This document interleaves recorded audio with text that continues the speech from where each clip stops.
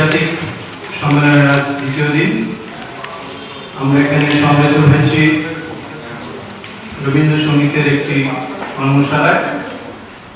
যিনি পরিচালনা করছেন তার পরিচয় দেওয়াটাই বাহুল্য। আমাদের দুই দেশেই শুধু নয়, সারা পৃথিবীতেই তিনি রবীন্দ্রসঙ্গীত শিল্পী হিসেবে খ্যাতি অর্জন করেছেন, সুপরিচিত এবং একই সঙ্গে দক্ষ প্রশিক্ষক। সেই প্রশিক্ষণেরই আমরা কিছু ভালো দৃষ্টান্ত এবং একটা ভালো অভিজ্ঞতার আমরা আবার সাক্ষী হব আজ এই কর্মশালায়। বন্যাদি এই ওয়ার্ল্ড ওয়াইড আমাদের বাংলা ওয়ার্ল্ডের সঙ্গে অত্যন্ত ঘনিষ্ঠভাবে যুক্ত প্রথম থেকেই।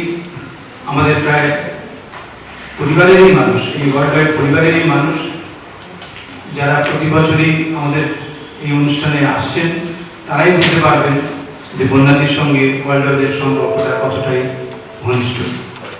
বন্যাদিকে আমরা আবার সাদর অভ্যর্থনা জানাচ্ছি এবং এই কর্মশালা পরিচালনা করার জন্য। আর রবীন্দ্রনাথের গান তো আমাদের শ্রেষ্ঠ সাংস্কৃতিক সম্পদ। তার সম্পর্কে, তার গানের সম্পর্কে আমাদের জানারও কোনো শেষ নেই। যত করা যায়, যত শেখা যায়, ততই যেন আরো বেশি করে তাকে পাওয়া যায়। আমরা আপনাদের সকলকে স্বাগত জানাচ্ছি। এবার বন্যাদি, আমাদের প্রিয় বন্যাদি, তার কর্মশালা শুরু করবে। আর একটা কথা জানিয়ে দিই, তো ওকে যারা সাহায্য করছেন, পার্থ মুখার্জি আছে তবলায়, দেবাশিস সাহা আছে কিবোর্ডে, আর শরৎ মুখার্জি আছে বাঁশিতে। সবাইকে স্বাগত জানাচ্ছি। আমি নিজে আজকের এই যে আয়োজন বাংলা ওয়ার্ল্ড ওয়াইডে, যেটা বললেন স্বপনদা, আমি আসলে বেশ ঘনিষ্ঠভাবে যুক্ত, বিশেষ করে বিগত কয়েক বছর ধরে। আর বাংলা ওয়ার্ল্ড ওয়াইড যেভাবে কাজ করে চলছে, বিশেষ করে বাংলা সংস্কৃতি বিকাশের লক্ষ্যে সব প্রজন্মের মধ্যে, সেটি নিঃসন্দেহে প্রশংসার যোগ্য এবং আমরা সবাই সেটাকে যথার্থভাবে সমর্থন দেওয়ার চেষ্টা করছি যার যার জায়গা থেকে। আজকের এই কর্মশালা আমাকে বাংলা ওয়ার্ল্ড ওয়াইডের যে প্রাণপুরুষ সৌম্য, আগের বারও করেছিলাম, আগের বারে 4 দিন ছিল, তো এবারে আর সেরকম করা গেল না, একদিন। কিন্তু আমার নিজে আমি মনে করি যে কর্মশালায় আসলে খুব যে কিছু সাংঘাতিক কিছু প্রাপ্তি হয়, এখানে একদিনের একটুখানি কথাবার্তা আর কি এমন শেখা যায়।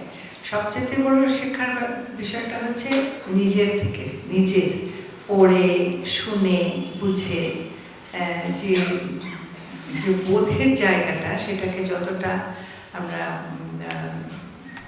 কি বলবো, যত সূক্ষ্ম করতে পারি এবং যত বোধটাকে যত নিবিড়ভাবে উপলব্ধি করতে পারি, আমাদের শিক্ষাটা সেভাবেই এগিয়ে যেতে পারে। কর্মশালায় যেটা হয় যে আমি হয়তো একটুখানি সূত্র ধরিয়ে দিতে পারি। 1 ঘন্টার একটা কর্মশালায় রবীন্দ্রনাথের এত বিশাল গানের ভাণ্ডার, এত বৈচিত্র্য তাতে এবং এত বিষয়, সেটা নিয়ে একসাথে কথা বলা অসম্ভব ব্যাপার। তো আমি মূলত, আর তার মধ্যে যেটা থাকে যে কর্মশালায় সবারই একটা প্রত্যাশা থাকে যে গান শিখবে, একটা করে গান, মানে কিছু শেখা হবে, এই প্রত্যাশাতেই সবাই মোটামুটি আসে।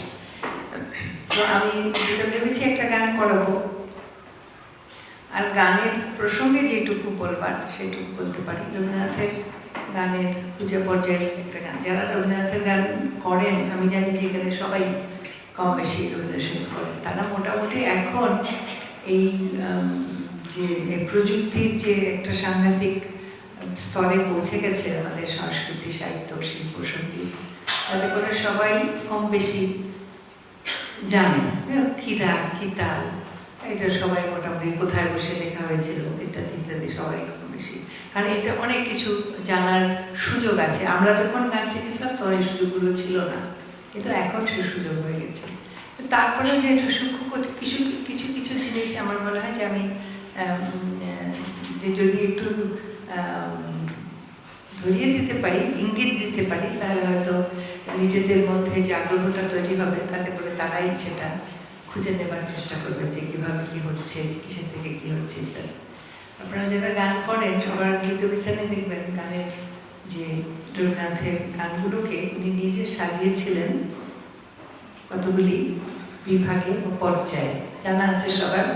পূজা, প্রেম, প্রকৃতি, স্বদেশ, আনুষ্ঠানিক আর বিচিত্র। হ্যাঁ, এর মধ্যে উনি মোটামুটি সাজিয়েছিলেন। কিন্তু তার মানে এই নয় যে রবীন্দ্রনাথের গানের যে বহুমাত্রিকতা সেটা এত ইন্টারেস্টিং যে একটা গানকে কখনো আমি ভাবছি যে এটা পূজার গান, গীতবিতানে হয়তো দেখলাম প্রেমের গান, কখনো ভাবছি প্রেমের গান, গীতবিতানে দেখা যাচ্ছে সেটা পূজার মধ্যে। তো এই বহুমাত্রিকতাগুলো রবীন্দ্রনাথের গানকে আরো বেশি আমি মনে করি কালজয়ী করেছে, যে জন্য রবীন্দ্রনাথের গান পুরনো হবার নয়, 1 নম্বর। আর 2 নম্বর, রবীন্দ্রনাথের গান একঘেয়ে হওয়ার নয়, কোনো একটা সীমার মধ্যে সেটাকে বেঁধে দেওয়া নেই। সেখানে আমাদের ভাবনাটা বা চিত্রকল্পটাকে যাতে আমরা আরো বেশি প্রসারিত করতে পারি, আমাদের নিজেদের উপলব্ধির সাথে মিলিয়ে, নিজেদের পারিপার্শ্বিকের সাথে মিলিয়ে, নিজেদের বোধের সাথে মিলিয়ে, যাতে করে আমরা সেই গানটাকে আমার মতো করে ভাবতে পারি, সেই একটা সুযোগ রবীন্দ্রনাথের গানকে অনন্য করেছে। হ্যাঁ, অন্যান্য গান যে যদি এমনি তুলনা করে একটুখানি বলি, যে কোনো আধুনিক গান বলি বা যা কিছু বলি, সেখানে খুব স্পেসিফিকভাবে বলে দেওয়া আছে গানের পারিপার্শ্বিক, তার চিত্রকল্প, তার ভাবনা, সব কিছুর মধ্যে দিয়ে আমরা পরিষ্কার বুঝে যেতে পারছি। কিন্তু রবীন্দ্রনাথের গানের মধ্যে সেটাই খুব ইন্টারেস্টিং যে খুব একটা আবছায়া ব্যাপার আছে, একদম পরিষ্কার করে কিন্তু সবসময় কিছু বলা হয় না। বিশেষ করে পরিণত বয়সের যে লেখাগুলো, রবীন্দ্রনাথের পরিণত বয়সের যে গান, কম বয়সে যেমন যেসব গান, হ্যাঁ, যেমন ধরো বসন্ত প্রভাতে এক মালতীর ফুল, খুব সহজ কথা, বসন্ত প্রভাতে একটি মালতীর ফুল ফুটেছিল, ইত্যাদি ইত্যাদি। সেখানে আমার ভাবনার বা কল্পনার জগতের খুব কিছু করার নেই, আমাকে বলে দেওয়া হচ্ছে কি, আমি নিজেই চিন্তা করতে পারছি কি হচ্ছে। কিন্তু পরিণত বয়সের গানে কিন্তু সেখানে একটা আমার জন্য একটা ইংরেজিতে বলে স্পেস থাকছে, যেখানে আমার পারিপার্শ্বিক, আমার বোধ, আমার উপলব্ধি, আমার নিজের যে মননের গভীরতা, এই সব কিছু মিলে আমি সেটার একটা রূপ তৈরি করার সুযোগ থাকছে। সেই জায়গাটা যদি ভাবার বিষয় করা হয় যে হ্যাঁ, আমি গানটা গাইবার আগে বিষয়টা ভাবতে পারি গানটা নিয়ে, তাহলে গানের মধ্যে সবসময় একটা কি বলবো, নতুনত্ব না, রবীন্দ্রনাথের গানের নতুনত্বের কোনো সুযোগ নেই। এখন অনেকে অনেক রকমের করেন, কিন্তু সত্যিকার অর্থে রবীন্দ্রনাথের গানের সুরের আর বাণীর যে কি বলবো, যে গভীরতা এবং যে একটা স্থিততি ভাব, সেটা কিন্তু কোনো নতুনত্বের জায়গা রাখিনি। রবীন্দ্রনাথ নিজেই বলেছেন, আমি আমার গানে কোনো কিছুর কমতি রাখিনি যেটা অন্যরা এসে পূরণ করে দেবে, পরিপূর্ণ সেই অর্থে। কিন্তু সেটা ক্রমশ হয়েছে, একদিনে তো রবীন্দ্রনাথ হয়ে ওঠেননি, 80 বছরের জীবনে একটু একটু একটু একটু করে তিনি রবীন্দ্রনাথ হয়েছেন। তার মধ্যে পূর্ববঙ্গ একটা খুব বড় ভূমিকা পালন করেছে। পূর্ববঙ্গে যতদিন ছিলেন, খুব কম সময় ছিলেন, কিন্তু যতদিন ছিলেন সেই সময়কালটা তার পরবর্তী জীবনে খুব বড় এবং খুব গভীর একটা ভূমিকা রেখেছে। পরবর্তী খালি গান বলে না, গান, তার কবিতা, বিশেষ করে তার দর্শন, এটা খুব বড় রকমের ভূমিকা রেখেছে, যেটা রবীন্দ্রনাথকে আমি বলবো, এটা আমি নিজে মনে করি, যেটা আমাদের যে রবীন্দ্রনাথ, যাকে আমরা মনে করি যে বিশ্বমানব, বিশ্বপথিক, মনুষ্যত্বের কথা বলছেন, মানবতার কথা বলছেন যে রবীন্দ্রনাথ, সেটা হয়ে উঠতে তাকে পূর্ববঙ্গবাসীর অভিজ্ঞতাটা অনেকটা না সাহায্য করেছিল। এবং সেই অভিজ্ঞতাটাকেই তিনি পরে কাজে লাগিয়েছেন। তো আমি আজকে একটা গান শেখাচ্ছি। গানটা এই বলছি এই জন্য যে তোমরা যদি পড়ো, তুমি করে বলছি, হ্যাঁ, তোমরা যদি পড়ো তাহলে দেখবে যে খুব এমন এমন ক্রমশ গান, রবীন্দ্রনাথের গানে একটু মানে যে ডেপথ যেটাকে আমরা বলি সেটা অনেক, যত তার বয়স বেড়েছে আমাদের গানে সেটা বেড়েছে, এবং তার মধ্যে একটা অ্যাবস্ট্রাক্ট যেটাকে বলি সেই জিনিসটাও আমরা পরিণত বয়সের গানে লক্ষ্য করি।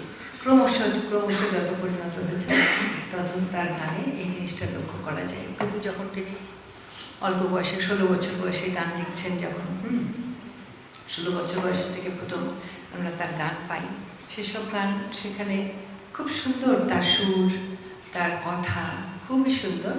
কিন্তু পরিণত বয়সে যখন লিখছেন তখন সেটা আরও অনেক, তার ব্যাপ্তি অনেক বেশি, অনেক মানে যেটা বলছি তার ক্যানভাসটা অনেক বড়। তো যে গানটা করাতে চাচ্ছি সেটা হচ্ছে রবীন্দ্রনাথের যেটা শুরুতে বলতে চাচ্ছিলাম, যে গীতবিতানে পূজা পর্যায়ের গানের দেখবে অনেকগুলো উপপর্যায় আছে। রবীন্দ্রনাথ নিজেই সেই গানগুলিকে কিন্তু উপপর্যায় অনুযায়ী ভাগ করেছিলেন। মনে বলতে পারবে কি কি? অনেকগুলো আছে। প্রথম উপপর্যায় হচ্ছে গান। গান কেন গান, না আসছি আমরা, গানটাকে কেন উনি প্রথম করলেন?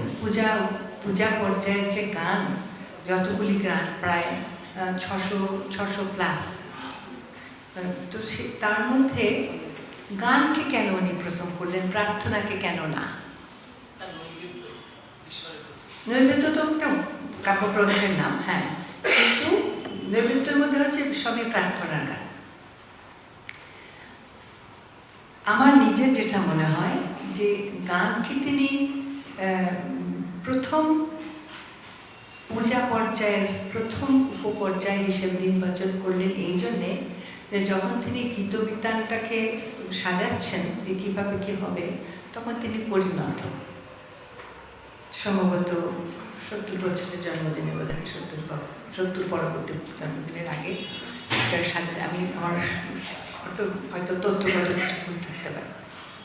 তো সেই সময় তো পরিণত রবীন্দ্রনাথ, তার জীবনের অভিজ্ঞতা, তার জীবন দর্শন, এই সব কিছু তখন পরিণত, এবং তখন তিনি বুঝতে পেরেছেন যে গানই হচ্ছে তার প্রথম এবং প্রধান উপকরণ ঈশ্বরকে দেবার। ঈশ্বরের প্রতি যে নৈবেদ্য তিনি দিতে চাচ্ছেন তার মধ্যে গানটাই হচ্ছে আসল। গানটাকে তিনি সবচেয়ে বেশি গুরুত্ব দিয়েছেন, প্রাধান্য দিয়েছেন। সেই কারণে গানটাকে তিনি বলছেন যে পূজা পর্যায়ের গান যদি শুরু করতে হয় তাহলে গান দিয়ে শুরু করতে হবে। এবং সেই গান উপপর্যায়ের প্রথম গান হচ্ছে কান্না হাসির দোল দোলানো পৌষ ফাল্গুনের পালা। অর্থাৎ সমস্ত জীবনের যা কিছু সংকট, সম্পদ, প্রাপ্তি অপ্রাপ্তি, দুঃখ, হতাশা, সব কিছু থাকছে, সব কিছু থাকবে, কিন্তু তার সাথে গানও থাকবে।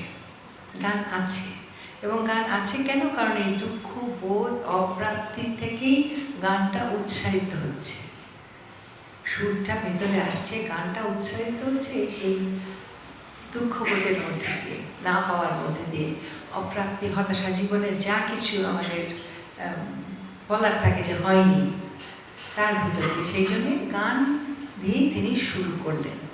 আর তারপরে অনেক আছে, বন্ধু, প্রার্থনা, সাধনা ও সংকল্প, নিঃসংশয়, বিশ্ব, সুন্দর, পরিণয়, আনন্দ, আরও অনেক কিছু আমার এই মুহূর্তে মনে পড়ছে না। শেষ হচ্ছে গান, একদম শেষ হচ্ছে লাস্টটা বোধ হয়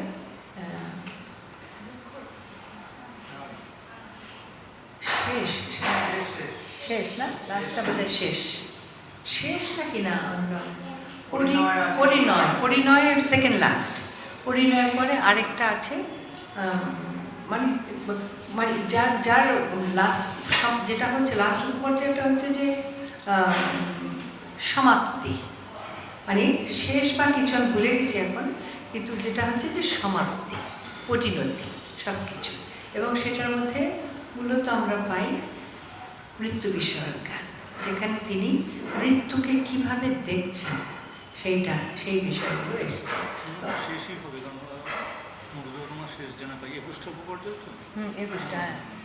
শেষ কিনা আমি শিওর না। তো যাই হোক, আমি আজকে যে গানটা করাচ্ছি সেটা বন্ধু উপপর্যায়ের। হ্যাঁ, বন্ধু, দ্বিতীয় উপপর্যায় হচ্ছে বন্ধু গান, বন্ধু প্রার্থনা। তো বন্ধু কেন বলছেন? কারণ প্রার্থনা যেখানে, সেখানে তিনি ঈশ্বরের প্রতি তার যে নিঃশর্ত নিবেদন, সেই নিবেদনটা ছিল কি প্রথম জীবনের। সেখানে কোনো শর্ত নেই ঈশ্বরের প্রতি তার আত্মনিবেদনে, কিন্তু ক্রমশ তার আধ্যাত্ম চিন্তা একটা পথ ধরে ধরে এগিয়েছে এবং তিনি একটু একটু করে উপলব্ধি করেছেন, এটা পূর্ববঙ্গে যাওয়ার পরে কিন্তু, যে ঈশ্বর আর সেই ঈশ্বরের দূরত্বে থাকছেন না, তিনি কাছে নেমে আসছেন। এবং পূর্ববঙ্গে থাকাকালীন তিনি আবিষ্কার করলেন তার জীবন দেবতাকে। এই জীবন দেবতা অনেকটা বাউলের আদর্শে। বাউলরা যেমন বলে যে মনের মানুষ, সারা জীবন তাদের সাধনাই হচ্ছে মনের মানুষকে খুঁজে বেড়ানো। রবীন্দ্রনাথ সেরকম বাউলদের সাথে তাদের গান শুনে, ওদের তত্ত্ব কথা শুনে সম্ভবত এটা উপলব্ধি করতে পেরেছিলেন যে আসলেই বিশ্বদেবতা, যিনি সমস্ত সংসারের সমস্ত কর্মকাণ্ড ক্রিয়াকলাপ নিয়ন্ত্রণ করেন, আমাদের দুঃখ সুখ সব কিছু তার হাতে বিশ্বদেবতা, কিন্তু জীবন দেবতা আরেকজন আছেন যিনি কিছুই নিয়ন্ত্রণ করেন না, কিন্তু তিনি থাকেন সখার মতো, বন্ধুর মতো। কবি অনুধাবন করছেন যে তার এই যে জীবন দেবতা কবির সাথে সুখে দুঃখে আনন্দ বেদনায় তার সাথে থাকছেন সখা রূপে। তিনি কবির পরাণ সখা, তিনি কবির বন্ধু। তো সেই বন্ধু উপপর্যায়ের গানগুলি কম বেশি মোটামুটি ওই রকমই। আমরা যেটা পড়াতে চাই গানটা তাহলে লিখে নাও সবাই। আমি আবার ওই ফোন দেখে গান পড়া একদম পছন্দ করি না, গান লিখতে হবে। সীমার মাঝে অসীম তুমি বাজাও আপন সুর।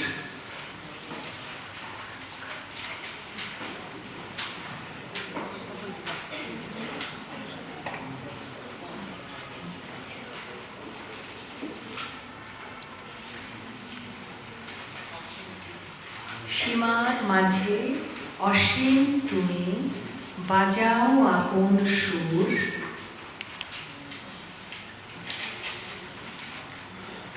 আমার মধ্যে তোমার প্রকাশ তাই এত মধুর।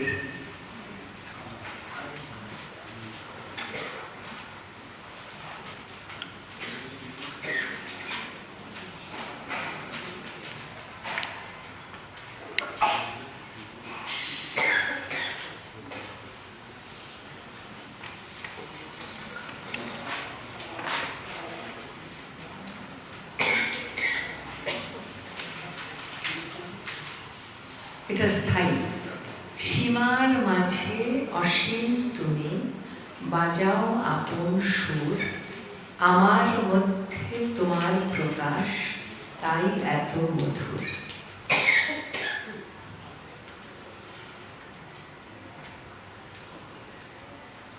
কত বর্ণে কত গন্ধে, কত গানে কত ছন্দে,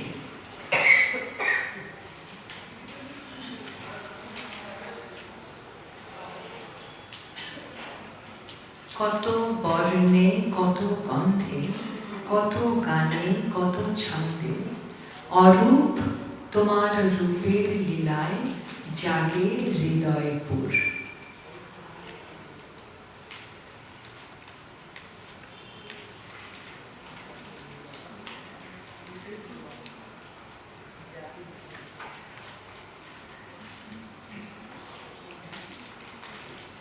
আমার মধ্যে তোমার শোভা এমন সুমধুর।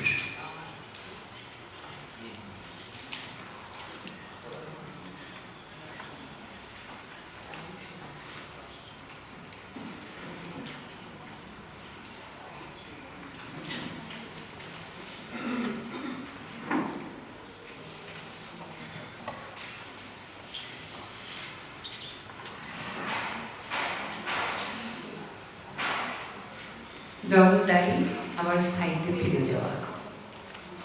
এরপরে আসছি সঞ্চারিতে, তোমায় আমায় মিলন হলে সকলই যায় খুলে, তোমায় আমায় মিলন হলে সকলই যায় খুলে, বিশ্ব সাগর ঢেউ খেলায় উঠে তখন দুলে।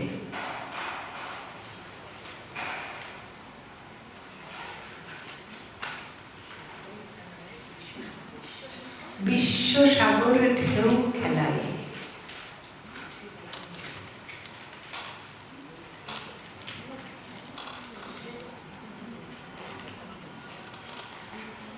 তোমার আলো নাই তো ছায়া,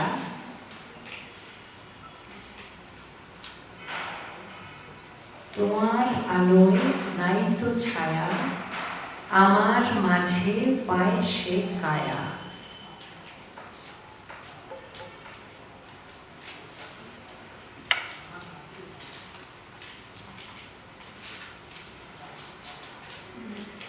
হয় সে আমার অশ্রু জলে সুন্দর বিধুর,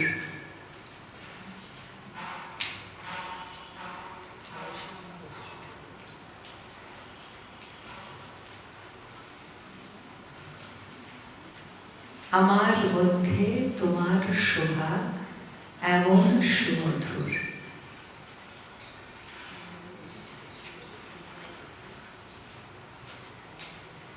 আরেকবার শুরু থেকে আসছি।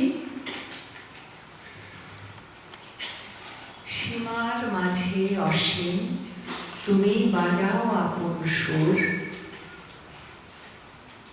আমার মধ্যে তোমার প্রকাশ তাই এত মধুর। ডবলদারি, কত বর্ণে কত গন্ধে, কত গানে কত ছন্দে, অরূপ তোমার রূপের লীলায় জাগে হৃদয়পুর।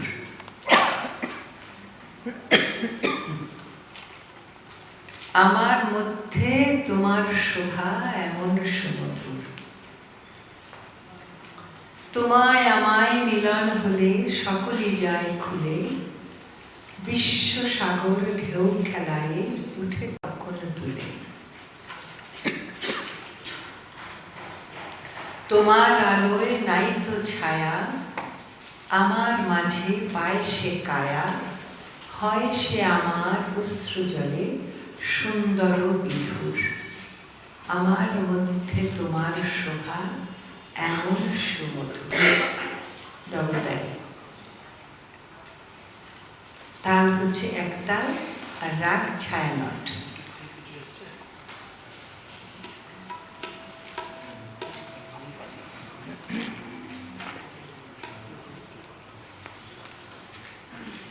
আর গানটা পূর্ববঙ্গের লেখা, পূর্ববঙ্গের লেখা।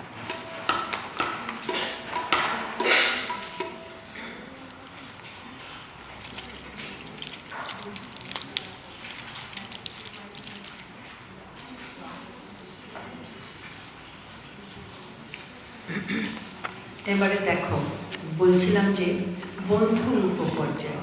কেন বন্ধুর উপপর্যায়? সীমার মাঝে অসীম, তিনি সম্বোধন করছেন অসীমকে। সীমার মাঝে অসীম তুমি বাজাও আপন সুর। এখানে ঈশ্বর কি? অসীম। কিন্তু আমাদের চারপাশের যে সীমা, সেই সীমার মধ্যে তুমি অসীম, বাজাও আপন সুর। আমার মধ্যে তোমার প্রকাশ তাই এত মধুর। এইখানেই ঈশ্বরকে তিনি বন্ধু হিসেবে দেখছেন। ঈশ্বর আর প্রভু থাকছেন না, যিনি দূরের তা না, তিনি একদম কাছে। আমার মধ্যে তোমার প্রকাশ তাই এত মধুর। তোমার এই অসীম যে তুমি এত যে সুরটা বাজাচ্ছ, এটা যখন আমার মধ্যে দিয়ে আমি প্রকাশ করছি, সেটা সেই জন্যই এত মধুর। কত বর্ণে কত গন্ধে, কত গানে কত ছন্দে, অরূপ তোমার রূপের লীলায়। অর্থাৎ ঈশ্বর আবার কি? অরূপ। অরূপ মানে যার কোনো অবয়ব নেই, রূপহীন, তাই না? যাকে আমরা সর্বশক্তিমান বলি, যিনি সর্বত্র বিরাজমান, এরকম একজন কেউ যার কোনো রূপ নেই, সেই অরূপ তোমার রূপের লীলায় জাগে হৃদয়। তোমাকে দেখা যাচ্ছে না, কিন্তু তোমার রূপের লীলা, সেই লীলাটা কোথায়? বর্ণে, গন্ধে, গানে, ছন্দে। কত বর্ণে, কত গন্ধে, কত গানে, কত ছন্দে অরূপ তোমার রূপের লীলায় জাগে হৃদয়। আমি জেগে উঠি। আমার মধ্যে তোমার শোভা এমন সুমধুর, তোমায় আমায় মিলন হলে সকলই যায় খুলে। তোমায় আমায় মিলন যখন হয়, তোমায় আমায় মিলনটা কিভাবে হয়?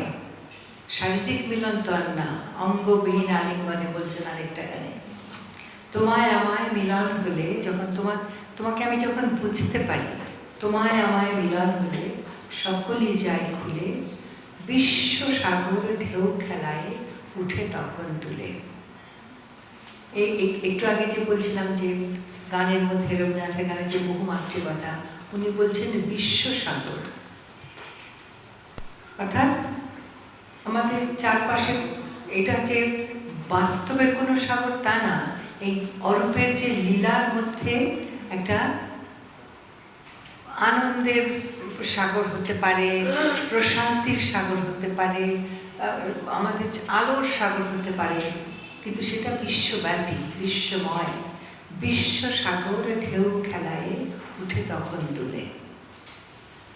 চারপাশ ব্যাপী যে সব কিছু আন্দোলিত হয়ে যায় যখন তোমার সাথে আমি, যখন আমার মধ্যে যখন তোমার প্রকাশ, আমি যখন তোমাকে বুঝতে পারি।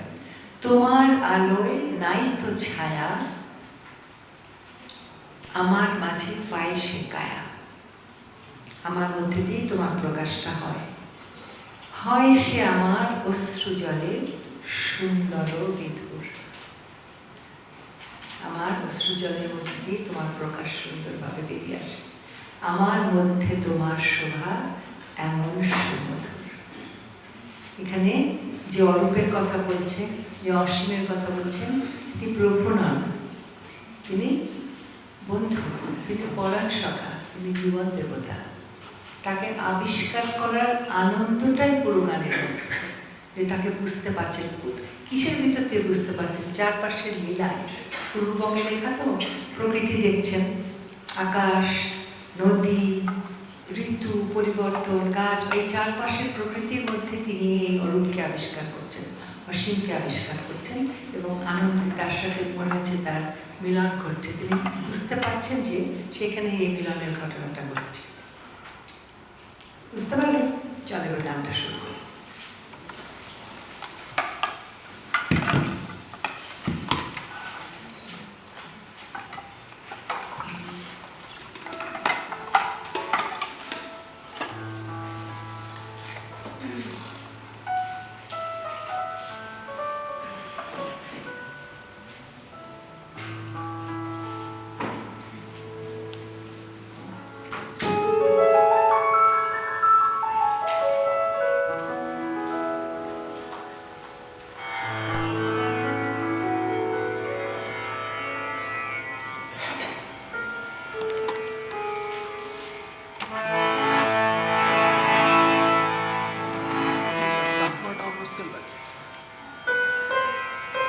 কিসে করছো? এতে সি বাজছে,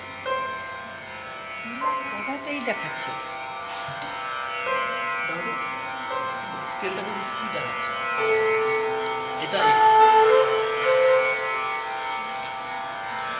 দেখুন দেখো তো, সি বাজছে।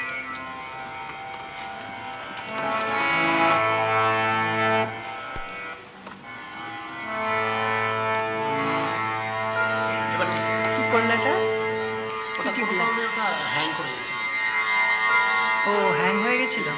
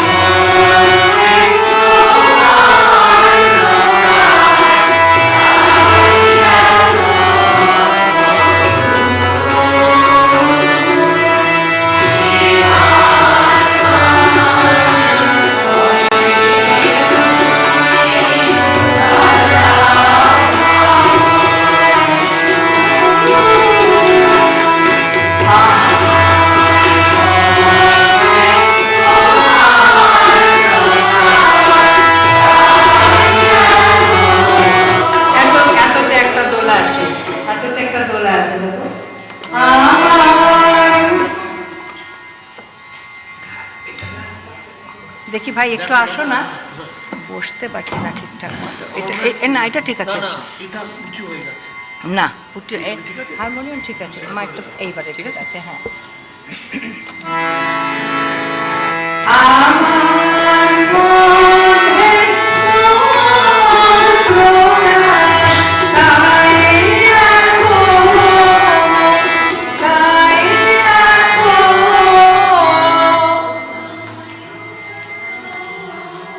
তাই তাই রাখো মধুর শিখার মাঝে অসীম তুমি বাজাও।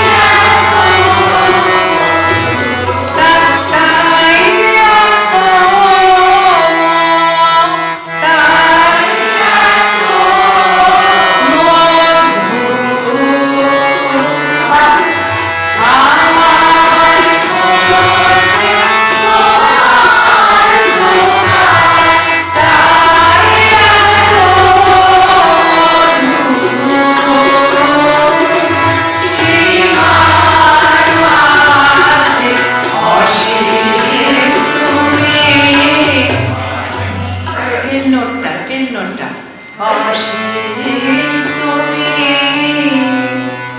অসীম তুমি বাজাও আপন সুর। আরেকবার শিখার মাঝে অসীম তুমি বাজাও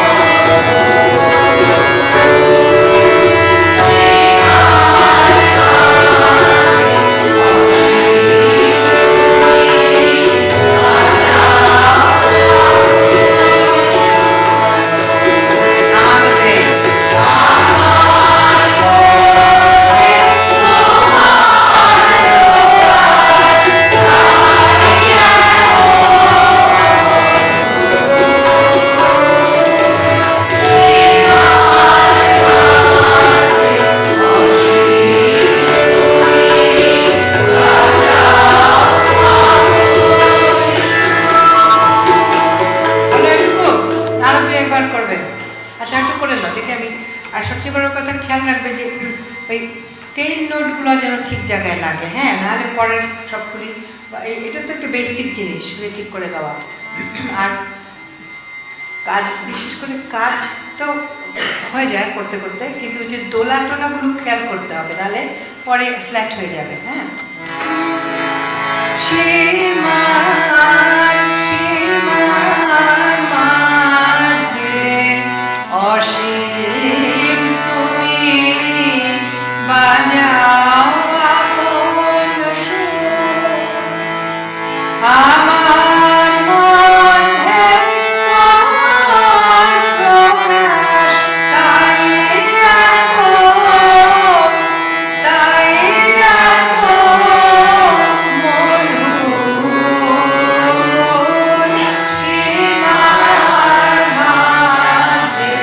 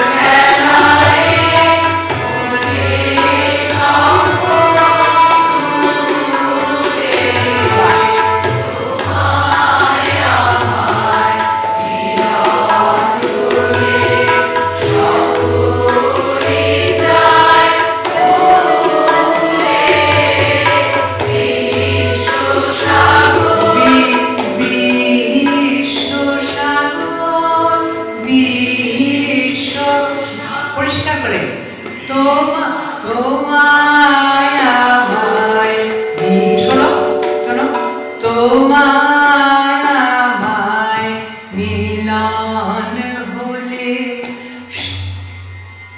এটা তো একটা উপলব্ধি, কেমন? তোমায় আমায় মিলন হলে সকলে যায় কোলে, বিশ্ব সাগর ঢেউ খেলায় উঠে তখন দুলে, তোমায় আমায় মিলন হলে সকলে যায় কোলে, বিশ্ব সাগর ঢেউ খেলায় উঠে তখন দুলে। আবার তোমায় আমায় মিলন হলে সকলে যায় কোলে, বিশ্ব সাগর ঢেউ খেলায় উঠে উঠে তখন দুলে দুলে। সাথে আসবে আবার। তোমায় আমায় মিলন হলে সকলে যায় কোলে। পরিষ্কার সুন্দর, কি সুন্দর, সমস্ত পৃথিবী খুলে যাচ্ছে, কেমন অসম্ভব একটা, এটা তো আর মানে কি বলবো, সূক্ষ্ম একটা অনুভূতি। তোমায় আমায় মিলন হলে সকলে যায় কোলে, বিশ্ব সাগর ঢেউ খেলায় উঠে তখন দুলে, তোমায় আমায় মিলন হলে সকলে যায় কোলে, বিশ্ব সাগর ঢেউ খেলায় উঠে তখন দুলে। আচ্ছা, এবার শুরু থেকে আসবো, হ্যাঁ, এ পর্যন্ত আসবো, বাজাও বুঝাও।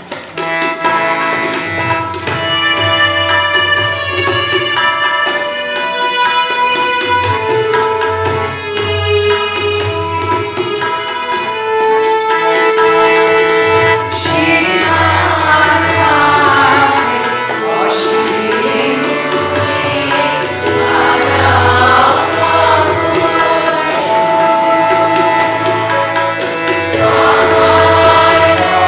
আমায়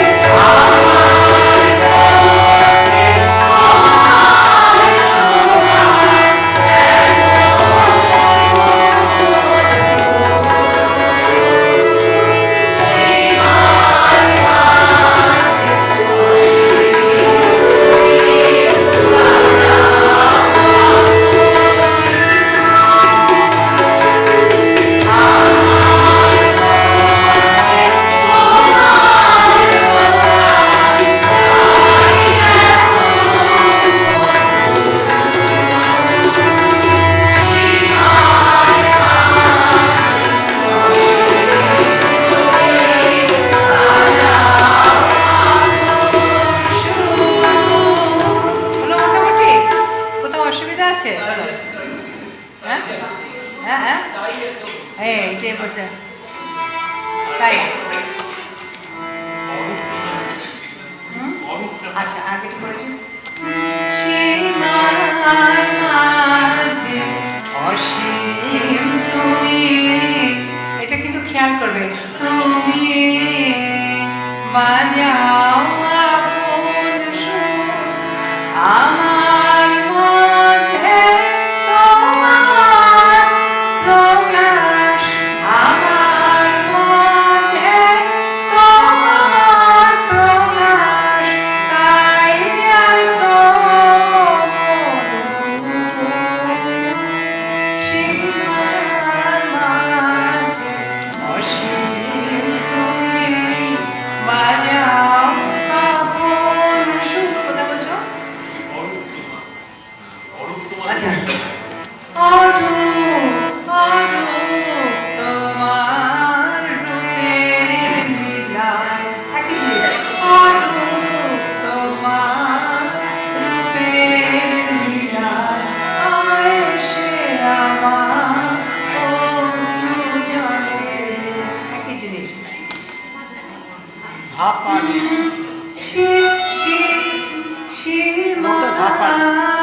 সীমার মাঝে, সীমার মাঝে অসীম তুমি, এটা খেয়াল করবে। আর কোথাও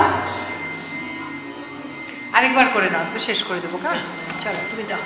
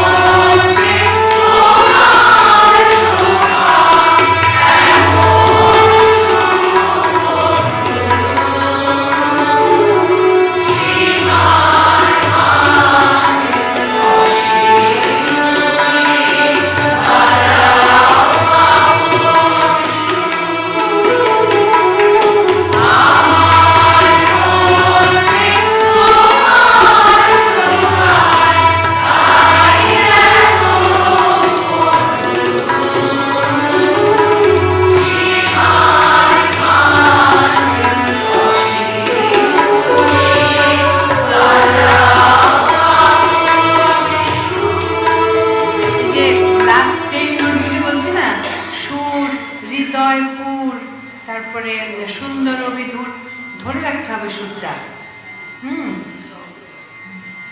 ওটা পা তো টেনে রাখতে হবে, ছেড়ে দিও না, ছেড়ে দিলে সুরটা ভেসে চলে যাচ্ছে, ভাসতে ধরে থাকতে হবে।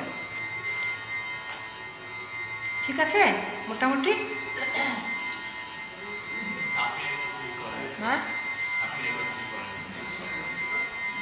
করলাম তো এত না, হয়েছে কালকে করবো আবার।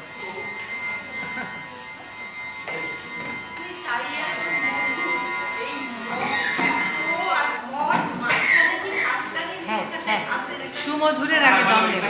হ্যাঁ হ্যাঁ, কোথায় তাই? আচ্ছা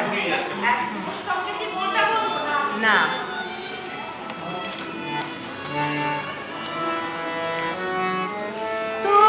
তোমার প্রকাশ তাই এত মধুর। না দমে কুলাবে না। তাই এত মধুর, তাই এত মধুর থাকবে। ওইটুকুর মধ্যেই দমটা নিতে হবে। হ্যাঁ হ্যাঁ, প্রত্যেকটাই তাই। হৃদয়পুর, সুন্দর বিধুর, এমন সুমধুর সবগুলো।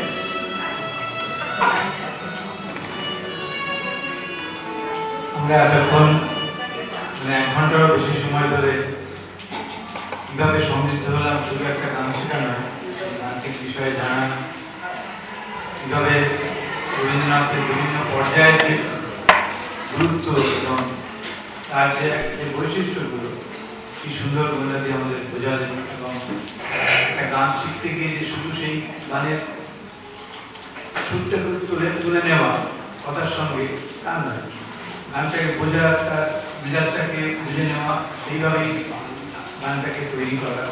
আর এই গান তো সত্যি কথা এমনই এক মানে বিশিষ্ট একটা রবীন্দ্রনাথের অত্যন্ত বিশিষ্টতা এর মধ্যে রয়েছে, সক্রিয়তা রয়েছে, যে রবীন্দ্রনাথ খুব সুন্দরভাবে এটা ব্যাখ্যা করেছেন, সেটা রবীন্দ্রনাথ অন্যভাবে করেছেন, যে তার প্রথম দিককার গান হচ্ছে ভাববাচা, আর পরের দিকের গান রূপের গান, মানে ভাব হতে রূপে পৌঁছেছিলেন রবীন্দ্রনাথ। এটা রবীন্দ্রনাথ খুব সুন্দরভাবে করেছেন, যে প্রথম দিকের গানের সঙ্গে পরের দিকের গানের যে তফাৎগুলো প্রধানত। কিন্তু সেছাড়াও এমনি অনেক আমাদের একটা গান খুবই মনে পড়ছে, 20 বছর বয়সের একটা রচনা, সেটা বন্যাদিও কবি এবং আমাদের কণিকা বন্দ্যোপাধ্যায়ের খুব বিখ্যাত একটা গান, কিছুই তো হলো। এরকম গান সত্যি ভাবাই যায় না যে মাত্র 20 বছর বয়সে এরকম গান একজন শ্রেষ্ঠ রচনা করতে পারে। কিন্তু এটা ঠিকই, যেমন রবীন্দ্রনাথের দ্বিতীয়বার যখন একটা প্রথম বেরিয়েছিল, দু একটা কথা আমি একটুখানি সামান্য বলছি, সকলেরই ভালো লাগবে। হ্যাঁ, রবীন্দ্রনাথ তো জানেনি যে দ্বিতীয়বার যখন প্রথম বেরিয়েছিল তখন সেটা কালানুক্রমিকভাবে বেরিয়েছিল, মানে যেরকম যেরকম লিখেছেন, যেরকম যেরকম রচনা করেছেন সেইভাবে, কোনো পর্যায়ে ভাগ ছিল, বিষয় ভাগ ছিল। সেটা এলো প্রবাহিনী যখন রচনা করলেন, মানে 1926 সালে, এটা 100 বছর হয়ে গেল, 1925 সালে 100 বছর ছিল প্রবাহিনী। এই প্রবাহিনী থেকে উনি গানটাকে একটা বিষয় অনুযায়ী ভাগ করতে আরম্ভ করলেন।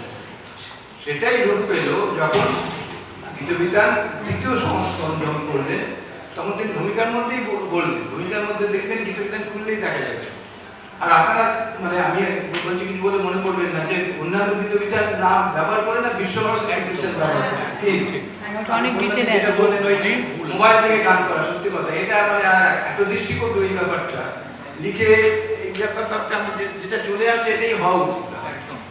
আর যেটা বলতে যাচ্ছিলাম, গীতবিতান যখন দ্বিতীয় সংস্করণ করতে গেলে রবীন্দ্রনাথ তখন মনে হয়েছিল যে এই গানগুলোকে কাল্পনিক না করে বিষয় অনুযায়ী ভাগ করা দরকার। তিনি তখন নিজেই ভাগ করলেন।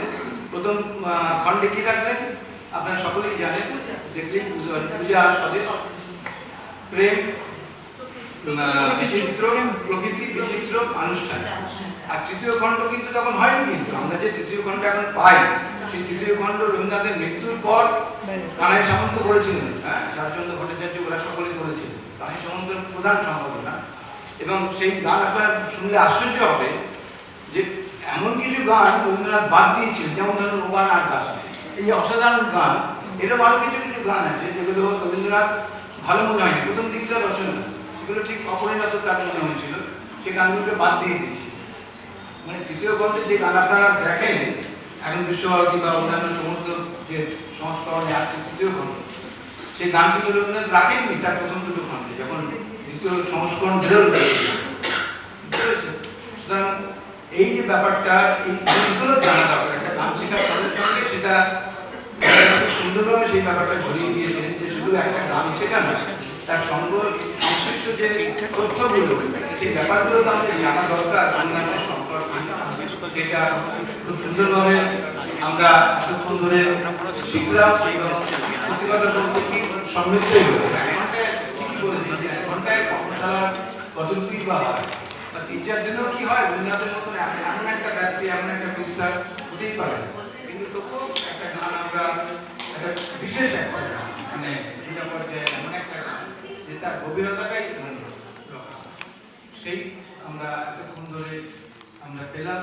অন্যদিকে আমরা আগেও পেয়েছি, ভবিষ্যতে তো নিশ্চয়ই